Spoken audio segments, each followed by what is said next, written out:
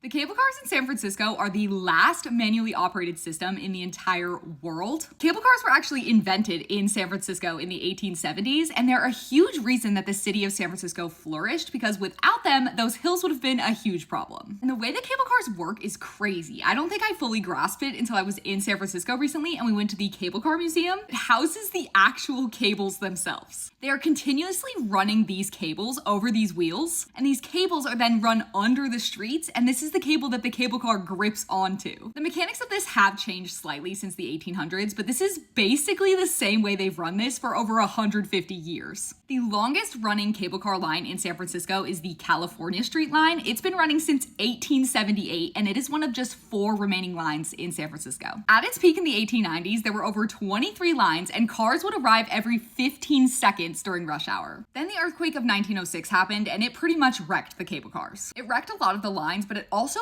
burnt down a lot of the buildings that held the cables and the cars themselves. Electric streetcars had already begun moving in, and then there was the introduction of cars and buses, so the cable cars just started to feel antiquated. By the 1940s, there were only 5 cable car lines left, and they were really at risk of being shut down. Eventually, they shut the system down for about 7 months in the 80s to completely revamp the system. And today, there are 4 lines that you can ride, like I said. It's a big tourist attraction. It was insanely busy when I went, so I actually didn't ride on the cable car, but I do recommend going to the Cable Car Museum if you are at all interested in the cable cars. We just popped in there for a few minutes. There's not that much to see. It's totally free, and it was really cool.